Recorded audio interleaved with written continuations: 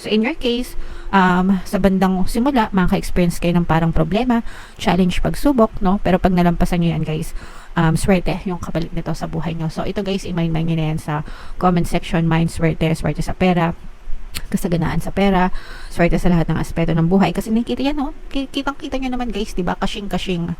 No? Talagang suswertehan kayo sa pera, mga kapiksi, parang si universe na mismo yung magdadala or magbibigay ng swerte sa inyo.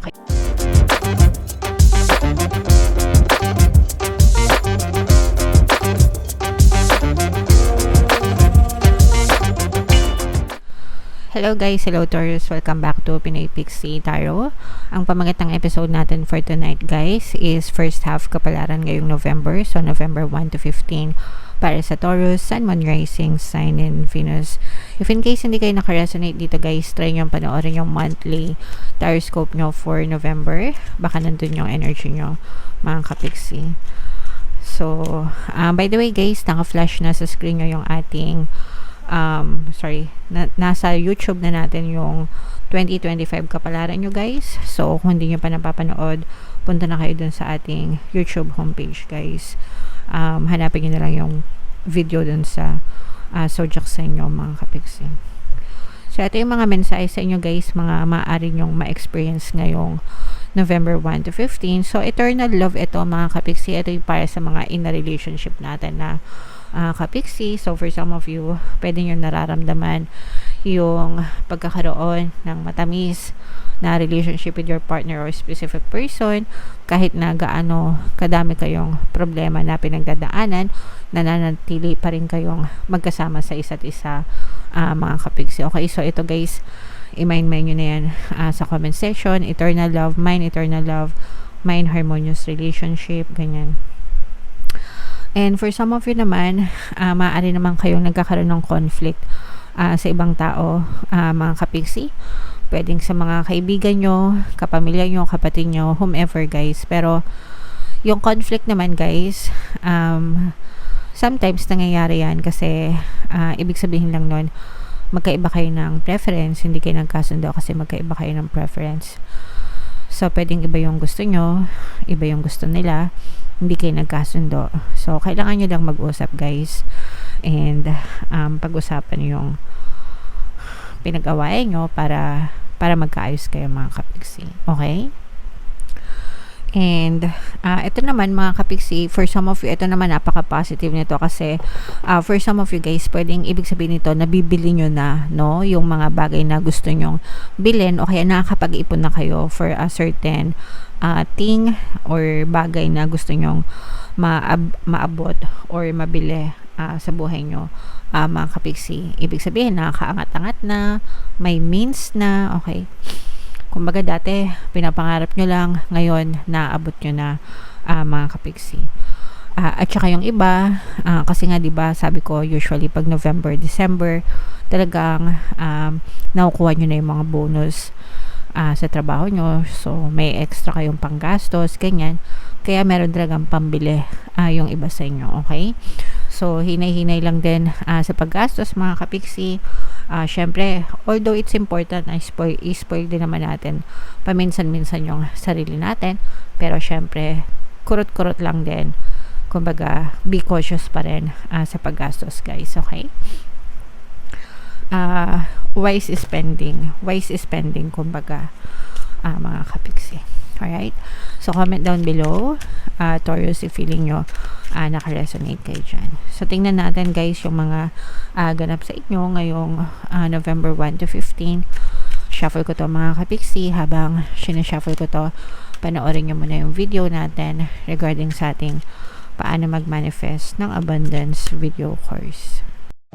Kapiksi, sawa ka na ba sa mga struggles at hirap sa buhay mo? Masipag ka ba at masikap sa buhay ngunit hindi ka pa rin umaasenso? Ilang beses ka na bang nag-attempt mag-negosyo at mag-invest pero palagi ka pa rin nalulugi? Sa pagkakataon na ito ay maaaring may subconscious beliefs ka na nagiging balakid sa iyong pag-unlad at pagyaman. Introducing, paano mag-manifest ng abundance video course. Dito ay matututunan mo ma-overcome ang mga balakid mo para tuluyan ka ng umunlad, umasenso, sumagana, maging matagumpay, successful at maswerte sa iyong kabuhayan, pera, trabaho, negosyo sa labi at kaperahan ng bonggang-bongga. Dali, mag-send na ng email sa pinoypixie@gmail.com at simulan na ang iyong pagyaman ngayon. Alright, so sa lahat ng gusto mag-avail ng course guys, ngayong November may promo tayo, magbibigay tayo ng 500 pesos na discount mga kapiksi until November 30, kaya mag-avail na kayo guys. And meron din tayong bagong course, paano mawala ang third party at magkaroon ng harmonious na relationship para mawala yung mga kabit ng jowa nyo guys. 20% discount naman yan until November 30, kaya mag-avail na kayo guys, sobrang ganda. So, ito guys, this is both negative and positive. Taurus guys, kayo ay represent ng King of Pentacles. Sa negative mga kapiksi, nakaka-experience tayo dito na yung iba sa inyo, maaari maka-experience ng blessing in disguise. Pero yung blessing in disguise na to, kasi yung iba sa inyo guys, magdadanas kayo ng problema, challenges, pagsubok, especially pagdating sa kaperahan, sa trabaho, or sa pinagkakakitaan nyo. Pero ang kapalit nito, guys, sabi ko nga, kaya nga ito'y blessing in disguise. Maganda yung kapalit nito kasi swerte yung kapalit nito mga kapiksi, magkakaroon kayo ng swerte sa pera. So, sometimes, kaya sinasabing blessing in disguise kasi merong mga ganap na mangyayari na inaalis sa inyo sa universe para to make way, para bigyan ng space sa buhay nyo yung swerte and pagpapala na deserve nyo sa buhay. Parang ano lang yan mga kapiksi. Imagine niyo yung cabinet nyo, yung closet nyo punong-puno ng damit, no? So, paano kayo maglalagay ng bagong damit dun sa cabinet nyo kung hindi nyo aalisin or itatapon or ipapamigay yung lumang mga damit na nandun sa cabinet nyo, diba? So, walang space. Kaya nangyayari itong mga blessing in disguise. Pagka blessing in disguise yung nangyayari, mga kapiksi, ibig sabihin, nakikialam yung mga spirits, nagkakaroon ng divine intervention. Nakikialam sila sa buhay mo para alisin yung mga unnecessary na tao, bagay, sitwasyon na kumakain ng energy mo, kumakain ng space sa buhay mo para mabigyan ng space yung mga bagay, tao, sitwasyon na deserve mo sa buhay. Okay?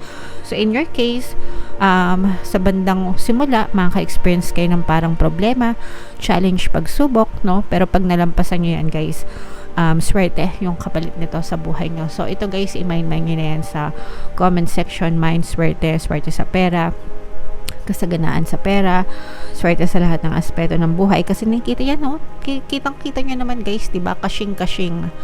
No, talagang suswertehan kayo sa pera, mga kapiksi, parang si universe na mismo yung magdadala or magbibigay ng swerte sa inyo. Kaya i-mind-mind nyo na yan sa comment section, mga kapiksi. Okay?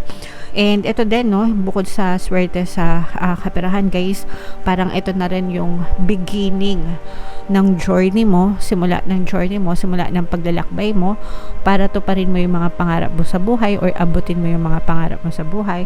Yung iba sa inyo guys, if nangangarap kayo na magnegosyo, no, parang feeling ko bibigyan kayo ng puhunan ni universe or magkakaroon kayo ng sapat na puhunan, or kung ano man para masimulan nyo yung dream business nyo, makapagsimula kayo ng dream life nyo. Pero si universe guys yung mismong nag-o-open or nagbibigay sa'yo ng mga oportunidad, mga kapiksi. So, i-mind mo na yan lahat guys sa comment section. At saka yung iba sa inyo guys, you are being shielded, you are being protected, mga kapiksi, no? Pinoprotektahan kayo ni universe ng mga gabay nyo, no? Grabe. So, what else guys? Tingnan pa natin. Ito yung energy ng victory, mga kapiksi. So, pagpasok ng swerte sa buhay nyo ngayong November, magtutuloy-tuloy yan yung progress nyan, mga kapiksi, hanggang sa matapos yung taon. And for some of you, maaaring hanggang sa simula pa yan ng 2025. Meron din itong presence ng water sign at saka fire sign, Aries, Leo, Sagittarius, water sign, Cancer, Pisces, Scorpio. Dito naman guys, parang meron makikialam, no, sa mga diskarte nyo sa buhay. Pwedeng may marinig kayo na hindi maganda, pwedeng may mag-bash sa inyo, mga nega, ganyan, i-influence kayo negatively. So, huwag kayong magpadala sa mga ganun guys, syempre. kayo pa rin yung masusunod kung ano yung gusto nyo sa buhay nyo. So, i-take nyo lang yung mga sasabihin nila as advice, ganyan.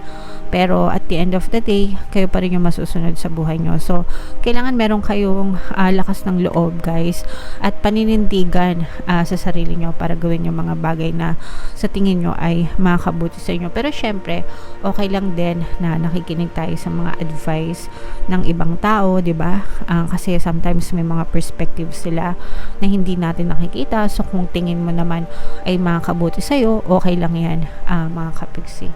But at the end of the day, again, it's your life. Kayo pa rin yung masusunod. So, dapat magkaroon kayo ng sariling paninindigan, mga kapiksi. Okay?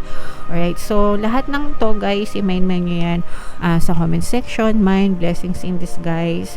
Mine, swerte sa pera, swerte sa buhay, swerte sa kabuhayan, katuparan ng mga pangarap. Yan. Guys, i-mind nyo yan sa comment section. Deserve nyo yan, mga kapiksi. And comment down below, guys, if feeling nyo naka-resonate kayo dyan sa message na yan, no? Bunot lang tayo ng isa pa dito, guys. Tingnan lang natin yung additional na mensahe sa inyo ni Universe para ngayong November 1 to 15. My vibes speak louder than my words, no? So, kung ano yung vibration nyo, mga kapiksi, kung ano yung nararamdaman nyo, positive vibes ba or negative vibes ba, no? They speak loud, no? And whatever you vibrate, whatever you feel vibrationally, it's being sent out to the universe and you will receive it back, guys. So, ibig sabihin, positive vibes, positive attraction, di ba? Negative vibes, negative attraction din. Kaya nga, sabi ko sa inyo, palagi umiwas kayo sa nega, guys, no? Wag nyong itolerate yan sa buhay nyo. Instead, mag-focus lang tayo palagi sa positive para yun lang din palagi yung ma-experience natin sa ating buhay. At saka yung negative, guys, just me, nakapangit yan, nakatanda, nakaka-wrinkles, nakaka-haggard. So, iwasan nyo na, mga kapiksi. Kailangan happy lang, diba? Sabi nga ni Tinay, happy lang, mga kapiksi. Okay? Alright. So, comment down below, no, Taurus, if feeling nyo naka-resonate kayo, yung mga pinapamind ko sa inyo, guys, i-mind nyo na. Ito yung ating 2025 kapalaran, mga kapiksi, panoorin nyo na. And ito naman yung ating success stories ng paano mag-manifest ng abundance video course.